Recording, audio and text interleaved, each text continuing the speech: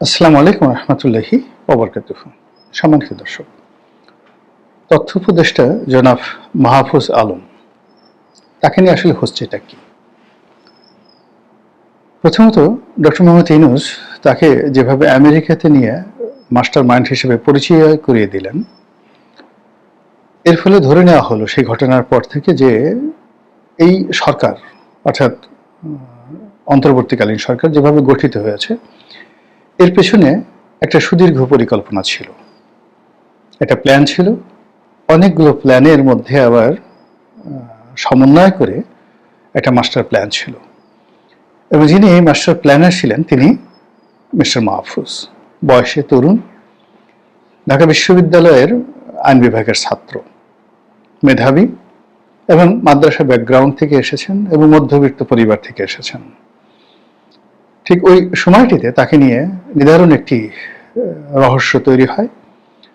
অনেকে তাকে রাজনীতির প্রয়াত সিরাজুল আলম খান হিসেবে, যিনি একসময় ছাত্রলীগের প্রেসিডেন্ট ছিলেন, মুক্তিযুদ্ধের অন্যতম রূপকার ছিলেন এবং ছাত্রলীগের যে নিউক্লিয়াস, সেই নিউক্লিয়াসের প্রধান ব্যক্তিরূপে সিরাজুল আলম খান জীবনের শেষ দিন পর্যন্ত জ্ঞান, বিজ্ঞান, বুদ্ধি এবং রাজনীতির একটা জীবন্ত ডিকশনারি রূপে বাংলাদেশের রাজনীতিতে কখনো প্রকাশ্য এবং কখনো অপ্রকাশ্যে তিনি গুরুত্বপূর্ণ ভূমিকা পালন করেছেন এবং সর্বজন শ্রদ্ধেয় ছিলেন, এবং তার উপাধি ছিল দাদা।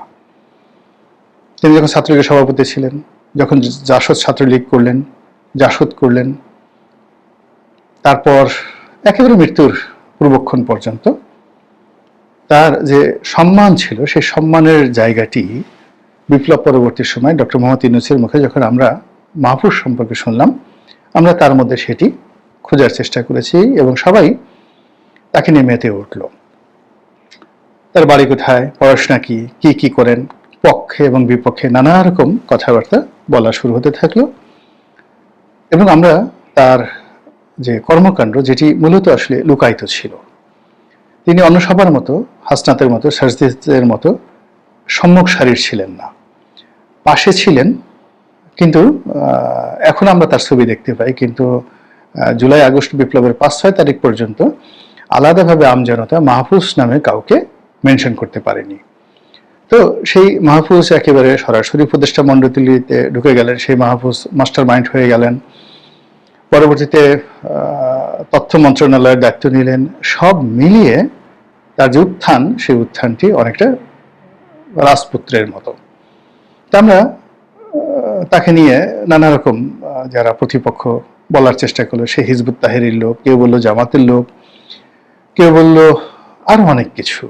কিন্তু সবকিছুর মধ্যে যেটি ফুটে উঠল সেটা হলো তিনি মেধাবী, তিনি সংযত, অন্য সবার মতো দুর্নীতিবাজ নন। এতদিন পর্যন্ত আমরা তাকে যেভাবে দেখে এসেছি, এবং তার একটা ভিশন আছে, তার সঙ্গে সঙ্গে অকপটে সত্য কথা বলার মতো একটা দুর্দান্ত তার সাহস রয়েছে। তো সেই দিক যদি আপনি বিবেচনা করেন, তাহলে জনাব মাহফুজ আলম তার যে সাম্প্রতিক কিছু কথাবার্তা, কর্মকাণ্ড, সব দেখে মনে হচ্ছে যে ক্ষমতার কেন্দ্রে বা নিউক্লিয়াসে মারাত্মক কিছু একটা ঘটেছে। এখানে যে ইলেকট্রন আছে, যে নিউট্রন আছে, যে ঘোরাফেরা হয় ঋণাত্মক ধনাত্মক, সেই জায়গা থেকে সম্ভবত মিস্টার মাহফুজ নিজেকে গুটিয়ে নিয়েছেন, নিজেকে দূরে সরিয়ে নিয়েছেন, অথবা তাকে দূরে সরিয়ে দেওয়া হয়েছে। ঘটনা যাই হোক না কেন, অবস্থার দৃষ্টি মনে হচ্ছে যে তিনি এখন সরকারের চক্ষুশূল হয়ে পড়েছেন এবং জামাতের, যাকে বলা হয়, শ্রেণীর শত্রু হয়ে পড়েছেন। আমরা যারা ইতিপূর্বে তাকে জামাতের ক্যাডার মনে করতাম, এখন স্পষ্টতই তার কথাবার্তায় মনে হচ্ছে যে তিনি জামাতের সঙ্গে কখনো সম্পৃক্ত ছিলেন না। তাহলে জামাতের সঙ্গে যদি সম্পৃক্ত না হন, তাহলে তার যে মরমী ইসলামী বক্তৃতা বা বিবৃতি বা ইসলাম নিয়ে তিনি যে সকল কথাবার্তা বলেন, সেটার মধ্যে কি আহলে সুন্নাত ওয়াল জামাতের কোনো সংযোগ রয়েছে? বা সেটার সঙ্গে আমাদের দেশের যে ফকির লালন শাহ থেকে শুরু করে অন্য যারা সেই সুফিবাদ ইসলাম প্রচার করে আসছেন, তাদের সঙ্গে কি মাহফুজের সম্পর্ক রয়েছে? নাকি পৃথিবীর যে সকল উগ্র সংগঠনগুলো বাংলাদেশে তাদের শাখা বিস্তার করেছে বলে আওয়ামী লীগ জামানাতে ব্যাপক প্রচার পেয়েছিল, এরকম কোনো সংগঠনের কর্তা ব্যক্তি বা একাধিক সংগঠনের প্রাণপুরুষ হিসেবে তিনি এই বিপ্লবের মাস্টার মাইন্ড হয়েছেন কিনা এটা আমি এখন পর্যন্ত বলতে পারছি না। আপনারা পারছেন কিনা আমি বলতে পারবো না। সে সম্পর্কে আমার ছোট ভাই, মানে আমি যেহেতু লয়ার ছাত্র, আমার ডিপার্টমেন্টের ছোট ভাই, একেবারে ছোট, মানে আমার ছেলের বয়সী, তো তার সম্পর্কে আমি কোনো নেতিবাচক কথা বলতে পারবো না, আমি শুধুমাত্র ব্যাখ্যা বিবৃতি দিচ্ছি। কিন্তু এখানে একটা বিষয় খুব স্পষ্ট, সেটি হলো যেহেতু ডক্টর মোহাম্মদ ইউনূস তাকে একবার মাস্টার মাইন্ড বলে ফেলেছেন, যেহেতু তাকে কেন্দ্র করে যাকে বলা হয় একটা কিছু হচ্ছে এই বাংলায় বা হয়েছে, তো সেখানে রাতারাতি তার পিছু টান বা তাকে মাইনাস করা মানে সরকারের জন্য এটা একটা বিরাট সমস্যার সৃষ্টি করবে।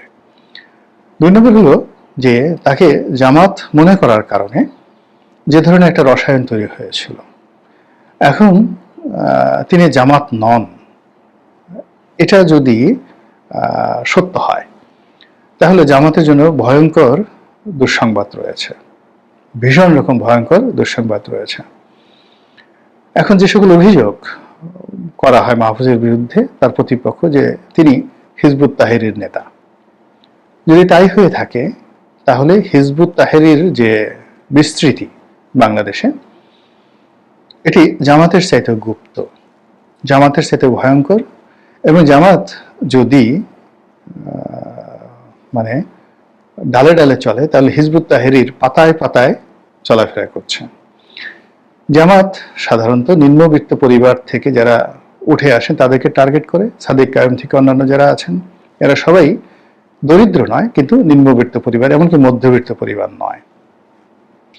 আর তারা যাদেরকে কনভিন্স করার চেষ্টা করেন তাদের দলে ভিড়ানোর জন্য, তারা সর্বোচ্চ মধ্যবিত্ত মানে পরিবারের সন্তান, এবং সরকারি কর্মকর্তাদের মধ্যে নরম সরম, ইতিমধ্যে যারা জামাতের লোক হিসেবে বিভিন্ন জায়গাতে নিয়োগ পেয়েছেন তাদের চেহারার দিকে তাকালে আপনি বুঝতে পারবেন যে তারা কি প্রকৃতি রয়েছে। তো এই যে নরম সরম জামাত, সেই নরম সরম জামাতের প্রতিকূলে হিজবুত তাহরির যে রিক্রুটমেন্ট, সেই রিক্রুটমেন্টটা হলো এলিট শ্রেণীর।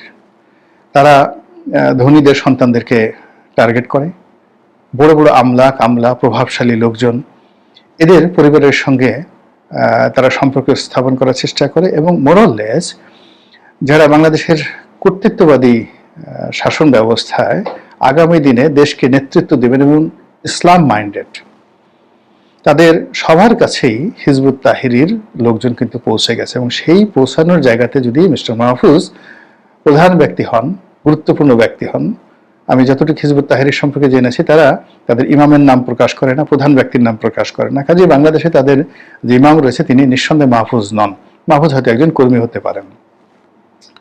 তাহলে জামাতের খবর আছে, এতে কোনো সন্দেহ নাই, এমনকি ডক্টর মোহাম্মদ ইউনূসেরও খবর আছে। মূল কারণ হলো ডক্টর মোহাম্মদ ইউনূস সরকারের কতগুলো ভাইব ছিল, ধীরে ধীরে সেই ভাইবগুলো কমে যাচ্ছে। 1 নম্বর ভাইব ছিল তিনি অজেয়, মানে তাকে পরাজিত করা যাবে না, তাকে জয় করা যাবে না। 2 নম্বর ভাইব হলো তিনি সারা দুনিয়াতে ওয়েল কানেক্টেড, সেটা কাতারের রাজদরবার, দুবাইয়ের রাজদরবার, সৌদি আরবের রাজপরিবার, তারপর পাকিস্তানের সকল elite family, America, England, Canada, ফ্রান্সের যত লোকজন আছে, যত কর্তা ব্যক্তি রয়েছে, এই সকলের সঙ্গে ওনার 1-2 সম্পর্ক। তিনি টেলিফোন উঠাবেন, বলবেন হাই দোস্ত, hi friend, how are you, come on Bangladesh, এরকম আমাদের একটা বিশ্বাস ছিল। তো সেই ক্ষেত্রে আমরা তার ব্যক্তিগত সম্পর্ক বলতে 2টো সম্পর্ক দেখেছি। একটা হলো মালয়েশিয়ার প্রধানমন্ত্রী মাহাথির মোহাম্মদের যে অপোনেন্ট যিনি ছিলেন আনোয়ার ইব্রাহিম, এবং আনোয়ার ইব্রাহিমের সঙ্গে তার সখ্যতার কারণে আনোয়ার ইব্রাহিম বাংলাদেশে একবার এসেছেন, তিনি একবার মালয়েশিয়াতে গেছেন, আর এটা তার জন্য হিতে বিপরীত হয়ে গেছে। এর কারণ হলো ডাক্তার মাহাথির মোহাম্মদ এবং তার যারা লোকজন তারা শেখ হাসিনার পক্ষে চলে গেছে। যে Mahathir Mohamad globally doctor Muhammad ইউনূসকে প্রমোট করতেন, এখন তিনি ডক্টর মোহাম্মদ ইউনূসের বিরুদ্ধে বলছেন এবং শেখ হাসিনার পক্ষে প্রমোট করছেন। এগুলো আর একটা। দ্বিতীয় যে বিষয়টি সেটি হলো পূর্ব তিমুর, একটি খ্রিস্টান রাষ্ট্র, ইন্দোনেশিয়ার একটি অঞ্চলকে ভেঙে পশ্চিমারা এই রাষ্ট্র করেছিল, এবং সেখানে গুসমাও নামক এক ব্যক্তি তাকে সেখানে অনেকটা হামিদ কারজাইয়ের মতো বসিয়ে সেই পূর্ব তিমুরের প্রেসিডেন্ট বানানো হয়েছে, এবং প্রেসিডেন্ট বানানোর আগে তাকে নোবেল পুরস্কার দেওয়া হয়েছে ডক্টর মোহাম্মদ ইউনূসের মতো। ডক্টর মোহাম্মদ ইউনূসের সঙ্গে তার ভালো সম্পর্ক, এবং সেই পূর্ব তিমুরের প্রেসিডেন্ট তিনিও বাংলাদেশে এসে সফর করেছেন। এটাও ডক্টর মোহাম্মদ ইউনূসের জন্য বুমেরাং হয়ে গেছে।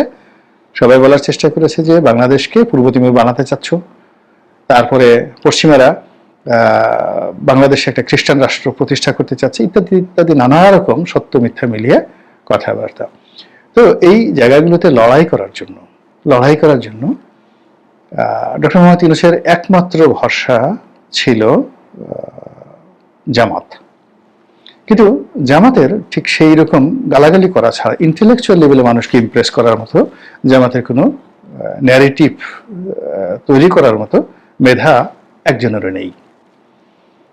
মানে তারা যে কাজ করতে পারে, আপনি কথাবার্তা বলবেন, সেই কথাবার্তার এগেইনস্টে তারা গালাগাল করতে পারবে, তারা প্রচার করতে পারবে, হতোদ্যম করতে পারবে, কিন্তু নিজেরা যে মওদুদিবাদ, জামাতিবাদ, ওহাবিবাদ, এমনকি বাংলাদেশে জামাত রাষ্ট্র ক্ষমতায় আসলে খুব ভালো করবে বা 1971 সনের বিষয়টি চমৎকারভাবে ফুটিয়ে তুলবে নিউট্রালি, যে এতকাল পরে মানুষ মনে করবে যে না, জামাত রাইট ট্র্যাকে আছে, এইরকম একটা ন্যারেটিভ এখন পর্যন্ত জামাত তৈরি করতে পারেনি। বরং তারা দেশের বাড়ি পিনাকির মতো মানুষ, কনক সরের মতো মানুষ, আর একজন আছে ইলিয়াস, তো তাদের মতো মানুষের সঙ্গে তার সখ্যতা কারণে যারা ভদ্রলোক রয়েছেন এই সমাজে, ন্যূনতম যারা ভদ্রলোক রয়েছেন, তারা জামাত থেকে অনেক 133 গজ দূরে থাকেন। এই একটা গ্রুপ। 2 নম্বর হলো যে এই যে যারা গালাগালি করেন তাদেরকে বট বাহিনী বলা হয়, আর যারা এরকম দেশের বাইরে থেকে ইউটিউবে জামাতের পক্ষে কথা বলেন এবং জামাতের প্রতিপক্ষকে গালাগাল করেন, তাদের ফলে জামাতের যে একটা সুন্নতি লেবাস রয়েছে, একটা ভদ্রচিত ভাব রয়েছে, একটা ইমেজ রয়েছে, পুরো ইমেজটি রীতিমতো একটা নেতিবাচক অবস্থায় পড়ে গেছে। এর বাইরে যেটি জামাতের ছিল সেটি হলো ডক্টর মোহাম্মদ ইউনূসের সাথে সখ্যতা এবং পুরো এনসিপি জামাতের বি টিম, এরকম একটা ন্যারেটিভ তাদের মধ্যে, আমাদের যারা জনগণ তাদের মধ্যে ছিল। এই পুরো জিনিসটি এখন বুমেরাং হয়ে গেছে মাহফুজের কারণে।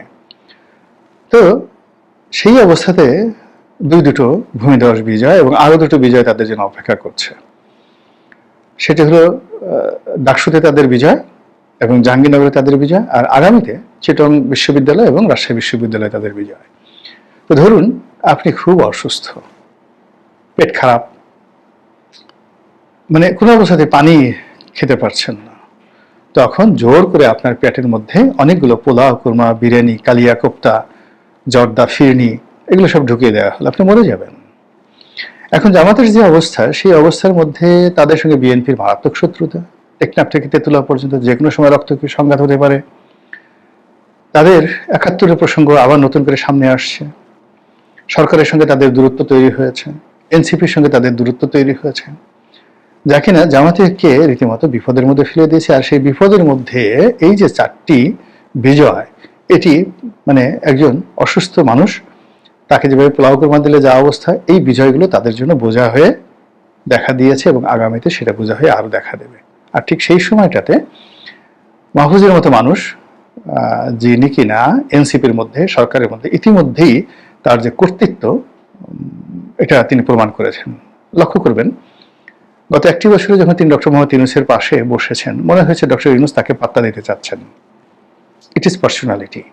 তিনি যখন আসিফ নজরুলের সঙ্গে দাঁড়াচ্ছেন, আসিফ নজরুল অবনত হয়ে তার সঙ্গে হ্যান্ডশেক করছেন, তাকে প্রিভিলেজ দিচ্ছেন। তিনি যখন নাহিদ, এনসিপি নেতা, জামাত নেতা, মানে তিনি যেখানে থাকছেন, এমনকি প্রবল প্রতাপশালী যে আমাদের প্রেস সচিব রয়েছেন, প্রেস সচিব এবং মাহফুজ যখন পাশাপাশি বসছেন, তখন স্পষ্টতই মাহফুজের যে ব্যক্তিত্ব প্রেস সচিব অতিক্রম করতে পারছেন না। রেজুলার কথা বলেন, আদিলুর রহমান শুভ্র মানে ঢাকা বিশ্ববিদ্যালয় আইন বিভাগে যে কজন আছেন তাদের মধ্যে সবচেয়ে সিনিয়র, মানে এখানে আসিফ নজরুল সাহেবের চেয়ে সিনিয়র, রেজওয়ানার চেয়ে সিনিয়র। তো সেই আদিলুর রহমান শুভ্র, এবং তিনি ব্যক্তিত্ববান এবং অনেকের সাথে মেজাজ গরম দেখান, তিনিও যখন তারই একেবারে সন্তানের বয়সী মাহফুজ, তার ডিপার্টমেন্টের ছোট ভাই, ল ডিপার্টমেন্টের ছোট ভাই, মানে এখানে 4জন কিন্তু ঢাকা বিশ্ববিদ্যালয় ল ডিপার্টমেন্টের রয়েছে। তো সেই ল ডিপার্টমেন্টের ছোট ভাই যখন তার সামনে আসে, তিনিও কিন্তু তার ব্যক্তিত্ব দ্বারা মুগ্ধ হন। তো এই মাস্টার মাইন্ড, তার সঙ্গে সরকারের যে কোনো দূরত্ব বা সরকারের সঙ্গে তার যে দূরত্ব, এটি বর্তমান যে একটা ক্ষণভঙ্গুর অস্থির যে একটা সময় যাচ্ছে, সেই সময়ের প্রেক্ষাপটে নতুন করে এটি সমস্যা দেখা দিবে। এনসিপির যারা নেতৃবৃন্দ, বিশেষ করে নাহিদ ইসলাম, তিনি বলার চেষ্টা করেছেন যে মাহফুজদের মতো মানুষদেরকে ব্যবহার করে সরকার তাদেরকে ছুঁড়ে ফেলে দিচ্ছে, বিপদের মুখে ঠেলে দিচ্ছে। কিন্তু বাস্তবতা হলো মেধা এমন একটা জিনিস, মেধাকে কেউ কখনো ছুঁড়ে ফেলে দিতে পারে না। আপনি তাকে যেখানে ফেলে দেন, প্রশান্ত মহাসাগরে ফেলে দেন, সে যদি তিমির পেটের মধ্যে যায়, ওখান থেকেও সে বের হতে পারবে। মেধা এমন একটা জিনিস, মেধা আল্লাহর দেয়া একটা নিয়ামত। এই মেধাটা বিকশিত হয় চরিত্র দ্বারা, গুড ক্যারেক্টার। আপনি সারা দুনিয়াতে, মানে আপনি জাস্ট চরিত্র কেমন জিনিস, আপনারা সবাই হযরত জাকারিয়া আলাইহিস সালামের নাম শুনে, আমি গল্প বলি, 1 মিনিটে শেষ করে ফেলবো। হযরত ইয়াহিয়া আলাইহিস সালামের নাম শুনেছেন তো? হযরত জাকারিয়া আলাইহিস সালাম এবং ইয়াহিয়া আলাইহিস সালাম, এরা বাপ বেটা দুজনেই নবী ছিলেন, বাইতুল মুকাদ্দাসের খেদমতগার ছিলেন, এবং এখানেই বিবি মরিয়ম লালিত পালিত হন হযরত ইয়াহিয়া আলাইহিস সালামের কাছে। এর কারণ হলো যে মরিয়মের, হযরত মরিয়ম আলাইহিস সালামের মা বাবা তারা প্রতিজ্ঞা করেছিলেন যে তাদের যে সন্তান হবে তাকে সেই বাইতুল মুকাদ্দাসের খেদমতে নিয়োগ করবেন। সেখানে দেওয়া হলো। তিনি হযরত ইয়াহিয়া আলাইহিস সালাম তার খুব নিকট আত্মীয়, সম্ভবত ফুফা ছিলেন।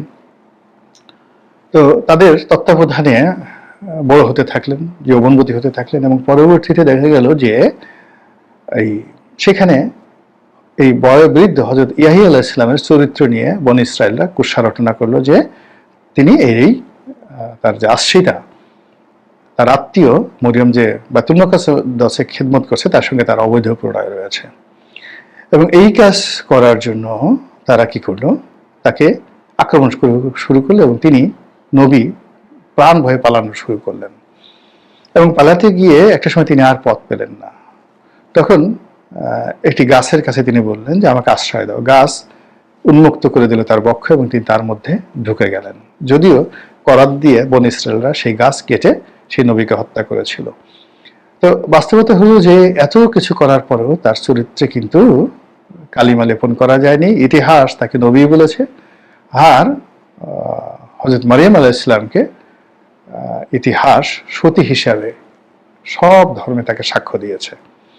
এই হলো চরিত্রের গুণ। তো সেক্ষেত্রে মাহফুজের যদি চরিত্র থাকে, সততা থাকে, বুদ্ধি থাকে, প্রজ্ঞা থাকে, তিনি যে কোনো ভাবে ফিরে তাকাতে পারবেন, ফিরে দাঁড়াতে পারবেন, তার অবস্থান বজায় রাখতে পারবেন।